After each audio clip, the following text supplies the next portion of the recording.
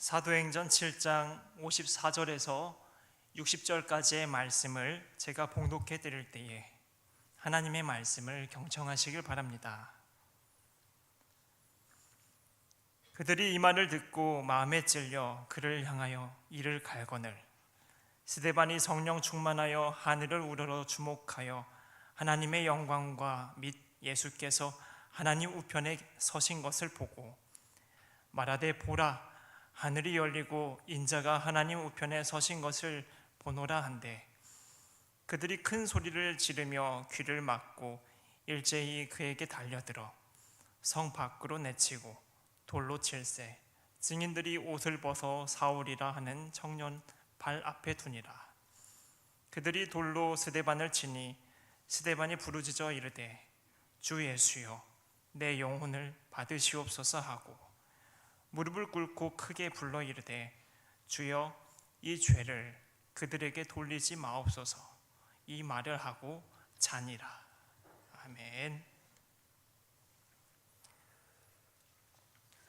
대림절부터 시작된 교회의 절기 기간이 지난 성령 강림절을 끝으로 마무리가 되었습니다. 약 6개월간 예수님의 탄생, 생애, 죽음, 부활, 성령 보내심에 대한 이야기를 중심적으로 다뤘습니다. 그리고 이제 앞으로 6개월 비절기 기간에는 성령님 안에서 신앙의 성장을 도모하고 바른 교회 생활과 복음 전파에 관한 주제들을 가지고 수련과 실천에 집중합니다. 절기와 비절기 이때 다루는 주제들은 그저 교회의 전통을 따른다는 의미에 그치지 않고 우리가 그 당시에 제자들이 되고 초대교회의 성도들이 되어보는 일이겠습니다. 성경 속 그날의 역사에 참여하며 오늘날 성령께서 이끄시는 주님의 길을 걸어가는 일이겠습니다. 오늘은 사도행전 말씀을 통해 초대교회의 풍경과 성도의 삶을 엿보고자 합니다. 그들이 자신들 삶에 임한 성령님과 함께 어떤 인생을 살아갔는지 돌아보며 우리가 참여해야 할 그날의 역사는 무엇인지, 우리가 걸어가야 할 주님의 길은 어디인지, 그리고 갖고 나가야 할 신앙의 내용은 무엇인지 통찰해 보시길 바랍니다. 중국의 극동 지방에서만 자라는 모소대나무라는 희귀한 나무가 있습니다. 관리사들은 땅의 곳곳마다 씨앗을 뿌리고 매일같이 정성을 키웁니다. 그러나 그 정성과 달리 모소대나무는 4년이 지나도 겨우 손가락 한 마디쯤 되는 크기밖에 자라나지 않습니다. 모르는 사람은 볼품없는 그 나무를 이제 희망이 없으니 포기하라고 말할 수도 있겠습니다. 하지만 관리사는 그 싹을 자르지 않고 기다립니다. 여전히 공을 들이며 차분히 기다립니다. 보기엔 겉모습이 초라해 보여도 4년 동안 땅속 깊은 곳까지 단단히 뿌리 내리고 있음을 잘 알기에 그리 믿고 있기 때문에 기다립니다.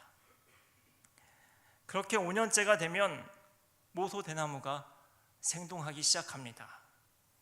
하루에 무려 30cm씩 성장하고 6주 만에 15m 이상 자라나면서 울창한 대나무 숲을 이룹니다. 모소대나무의 이야기를 듣고 있으면 예수님과 제자들이 떠오릅니다. 예수님 공생의 당시 제자들은 어리숙하고 다소 철이 없었습니다. 예수님 없으면 우왕좌왕하기 일쑤였습니다. 바리새인 서기관들과 견주어 논쟁할 실력도 없었고 병자 한 명 고칠 수 있는 믿음과 능력도 없었습니다. 사람들이 보기에 그들은 참 볼품 없었습니다. 그러나 예수님은 제자들에게 희망을 갖고 있습니다. 매일 그들을 돌보시고 가르치시며 정성껏 영육의 양식을 먹이십니다. 볼품 없다고 초라해 보인다고 싹을 자르거나 쳐내시지 않고 3년간 함께하며 정성을 다하시고 부활 후에도 40일간 깊고 진한 시간을 보내십니다. 제자들을 사랑했고 믿었기 때문입니다. 모조대나무처럼 깊은 곳을 향해 단단히 뿌리 내리고 있음을 믿었기 때문입니다. 그런 제자들의 오순절을 맞이했습니다. 성령이 임했던 그 오순절은 마치 모조대나무가 5년째 되는 해와도 같았습니다. 단단히 뿌리 내린 신앙과 성령 충만함으로 복음의 확장이 곳곳마다 그득하게 일어났기 때문입니다. 오순절 베드로 설교로 3,000명이 되는 사람들이 회개하여 예수님을 믿고 성령 세례를 받았습니다. 새로 거듭난 사람들은 세상적인 가치와 사상을 잊고 복음의 정신에 입각해 한 마음이 되어 물건을 서로 통용했고 재산과 소유를 팔아 구제에 힘씁니다. 기쁨과 순수한 마음으로 교회에 모이기를 참으로 좋아했고 모여서 다 같이 하나님을 찬양하며 예배드립니다. 제자들은 성령님을 통해 병자도 고치는 표적을 일으키기도 합니다. 과거 귀신 하나 내쫓지 못해서 어찌 그리 믿음이 없냐며 꾸중을 듣고 민망해했던 그때와 달리 베드로와 요한이 성전 미문에 앉아 구걸하는 신체 장애인의 몸과 삶을 단숨에 회복시켜 줍니다. 그는 신이 나서 서고 앉고 서고 앉고 걷고 뛰고 걷고 뛰고를 반복하며 기쁨으로 하나님을 찬송합니다. 가진 장애 때문에 하루하루를 간신히 살아왔지만 성령 충만한 제자들을 통해 내일을 기대하고 미래를 꿈꾸는 새 삶을 얻었습니다. 어느 날은 5,000명이 되는 사람들이 예수님을 믿게 되었습니다. 이 소식을 들은 유대 지도자들은 제자들을 유치장에 가둬두고 그 이튿날 시시비비를 가리기 위해 모입니다. 그 당시 이스라엘의 최고 법정기관인 일명 사내들인 공의회에 속해 있는 관리들, 장로들, 서기관들, 대제사장까지 모두 제자들 앞에 서 있습니다. 제자들은 두려웠을지 모릅니다. 예수님 뒤에서 논쟁하는 것을 지켜본 적은 있지만은 나서본 경험은 없기 때문입니다. 또한 그들로 그 위정자들을 통해서 예수님이 십자가에 달려 죽게 되었음을 잘 알고 있기 때문에 두려웠을 것입니다. 그런 제자들에게 그들이 묻습니다. 너희가 무슨 권세와 누구의 이름으로 이런 일을 행하느냐? 베드로가 말합니다. 위축된 기세 없이 전혀 없이 성령 충만한 가운데 이렇게 말합니다. 백성의 관리들과 장로들아, 너희가 십자가에 못 박고 하나님이 죽은 자 가운데서 살리신 나사렛 예수 그리스도의 이름으로 우리는 행한다. 의기양양했던 그들이 도리어 위축됩니다. 완전히 달라진 제자들의 모습에 깜짝 놀랐기 때문입니다. 이 모습을 사도행전 4장 13절에서는 이렇게 표현하고 있는데, 그들이 베드로와 요한이 담대하게 말함을 보고 그들을 본래 학문 없는 범인으로 알았다가 이상히 여기며 딱히 문제 삼을 명분도 없지만은 과거와 달리 제자들의 담대함에 놀란 그들은 별 수 없이 단순 경고만을 주고 제자들을 풀어줍니다. 풀려난 제자들은 그 즉시 하나님께 기도합니다. 대단한 간증거리 하나 생겼다고 호들갑 떨거나 경거망동하지 않고 하나님께 기도합니다. 앞으로도 지금처럼 담대히 하나님 말씀을 전할 수 있기를 기도합니다. 그리고 그 즉시 복음을 전하러 다시 나섭니다. 성령의 역사와 제자들의 노력으로 점점 복음은 확장되고 교회가 세워지고 성도들이 늘어났습니다. 챙겨야 할 것과 돌봐야 할 사람이 많아진 사역을 사도들이 모두 감당하기란 어려운 일이었습니다. 사도들은 형제들 중 성령과 지혜가 충만하고 교인들에게서 신임을 얻고 있는 사람 7을 택하여 집사로 세웁니다. 그 한 명이 우리가 잘 알고 있는, 그리고 오늘 본문에 등장한 스데반 집사입니다. 성경은 스데반이 은혜와 권능이 충만하여 큰 기사와 표적을 행했고 지혜와 성령으로 말하며 많은 사람을 예수님께로 인도했다고 기록하고 있습니다. 그런데 이러한 꼴을 꼭 못마땅하게 여기는 사람들이 있습니다. 또 등장하는 공회에 속한 유대 지도자들이었습니다. 그들은 전보다 더 철저하게 계획을 짰습니다. 사람을 매수하여 거짓 증인으로 세운 뒤 스데반을 하나님과 율법과 성전을 모독한 종교범으로 만들려고 합니다. 모든 경우의 수까지 계산해서 음모를 꾸미고 서로 입을 맞춘 그들 앞에 지금 스데반 집사가 서 있습니다. 대제사장은 묻습니다.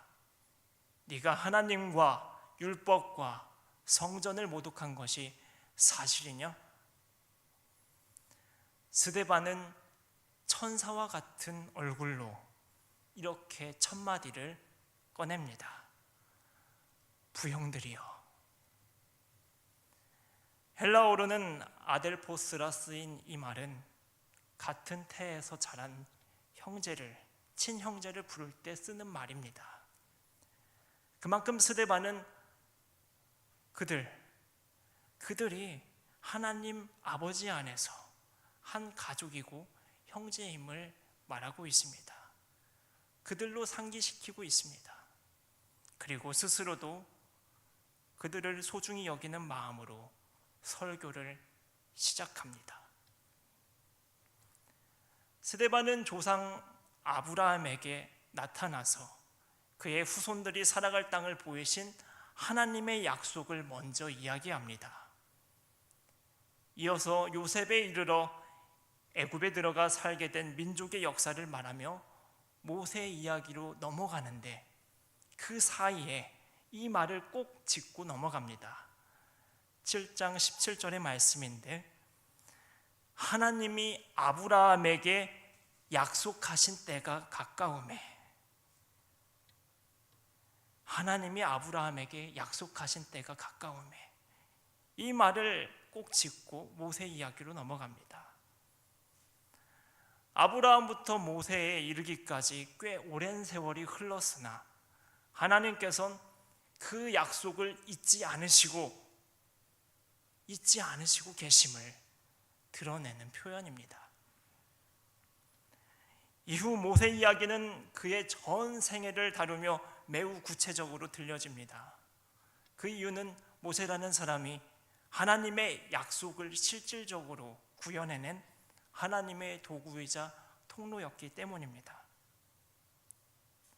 모세의 이야기를 마친 스데반은 이어서 모세의 말을 듣지 않았던 조상들의 이야기를 바로 말합니다. 모세의 말을 듣지 않았다는 그 조상들, 그 모습은 액면상으론 모세의 말에 불복종하는 것이었지만 실제로는 민족을 해방시키고자 하는, 약속의 땅으로 이끌고자 하는 하나님의 약속과 구원을 무시하는 행동이었습니다. 그리고 스데반은 이러한 조상들과 공회의 유대 지도자들을 동일하게 유비시킵니다. 그리고 마지막으로 이렇게 그들을 향해 이렇게 말합니다. 목이 곧고 마음과 귀에 할례를 받지 못한 사람들아, 너희도 너희 조상과 같이 항상 성령을 거스르는도다. 예수 그리스도는 구약의 예언자를 통해 예고된 하나님의 약속이었습니다. 민족을 포함해 온 세계를 구원할 하나님 약속의 성취자였습니다. 그러나 공회의 지도자들과 유대인들은 예수님을 부인하고 그분의 말씀을 단 하나도 듣지 않았습니다. 하나님의 약속을 무시한 것입니다. 출애굽 시대 모세의 말을 단 한마디도 듣지 않고 거절했던 조상들처럼 그들도 하나님의 약속을 무시한 것입니다. 예수님을 외면하고 심지어 죽이기까지 했습니다. 조상들과 똑같은 모습입니다. 예언된 하나님의 약속을 무시하면서 그들은 하나님의 법을 따르고 있다고 자평합니다. 하나님의 사랑을 외면하면서 전통을 지키고 성전에서 제사를 드리고 있으니, 매번 그렇게 하고 있으니 괜찮다고 말합니다. 하나님의 구원을 거절하면서 자신들은 할례 받은 하나님의 자녀라고 말합니다. 하지만 스데반이 보기에 이와 같은 유대인들의 모습은 마치 금송아지를 하나님이라 부르며 열광하고 위안 삼았던 조상들의 우상 숭배와 별 다를 것이 없는 모습이었습니다. 둘 다 하나님과 멀어져 있었습니다. 너무나 안타까운 마음에 스데반은 친형제와 같은 민족들의 마음을 돌이켜 세우려고 설교 말미에 맹렬한 질타를 날린 것입니다. 목이 곧고 마음과 귀에 할례를 받지 못한 사람들아, 너희도 너희 조상과 같이 항상 성령을 거스르는도다. 스데반의 설교를 들은 그 사람들은 몹시 마음이 찔렸습니다. 그러나 그 마음의 찔림은 성찰과 회개로 나아가지 못하고 오늘 본문 54절에 나오듯 이를 갈 정도의 분노로 이어집니다. 어쩌면 스데반은 그들의 모습을 보며 자신의 마지막 때가 거의 다가왔음을 짐작했을 겁니다. 그는 민족을 향한 울부짖음을 이제 멈추고 고요히 하늘을 우러러 바라봅니다. 그리고 하나님은 진실한 행실로 예수 그리스도를 따른 스데반에게 하나님 나라를 보이십니다. 그 영광의 자리에 하나님 우편에 앉아 계신 예수님도 보입니다. 비록 잠시 죽음을 맞지만 주님의 영광을 위해 살았던 스데반을 이 영광의 나라로 이끌고 가실 것임을 똑똑히 보여주십니다. 온몸과 영으로 하나님 나라를 경험한 스데반은 눈물을 흘리고 감격에 겨워 크게 외칩니다. 보라, 하늘이 열리고 인자가 하나님 우편에 서신 것을 보노라.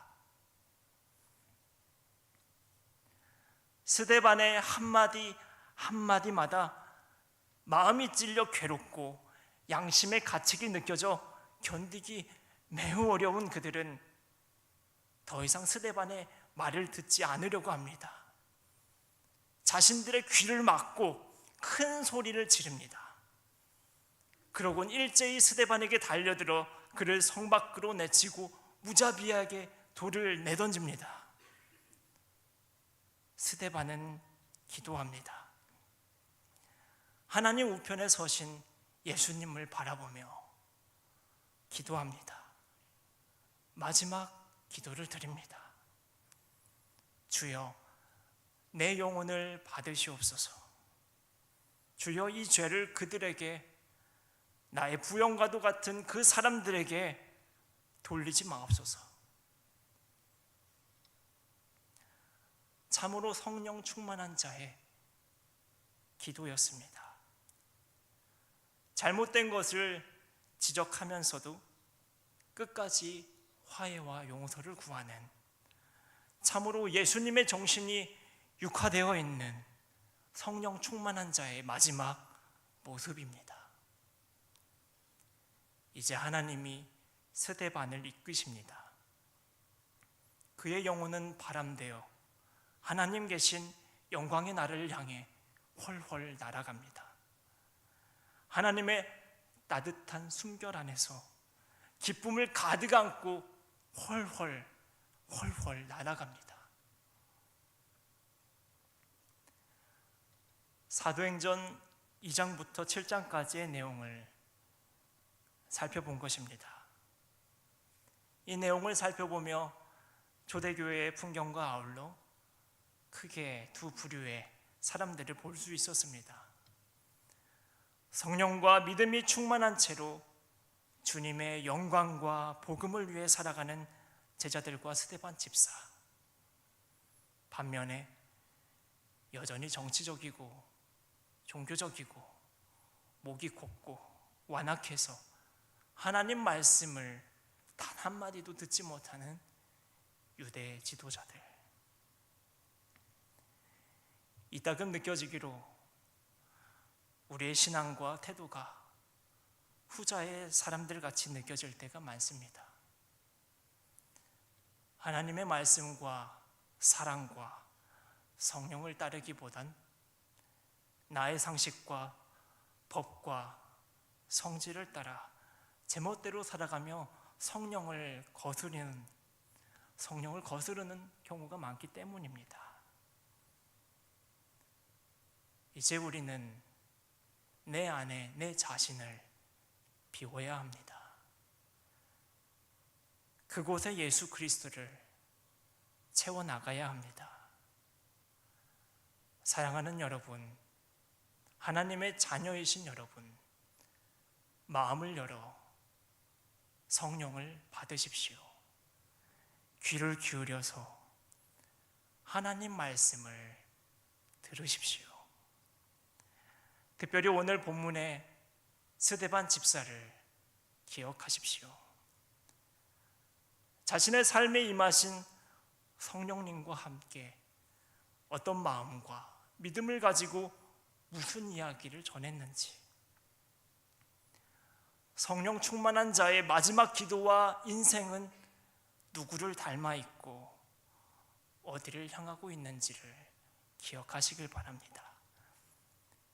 그리고 그 기억을 교훈 삼아 내 영혼 바람되어 하나님께로 가는 그날까지 어떤 마음과 신앙을 가지고 어느 길을 걸어야 할 것인지 곰곰이 돌아보며 기도와 다짐의 시간으로 나아가시기를 바랍니다. 기도하겠습니다.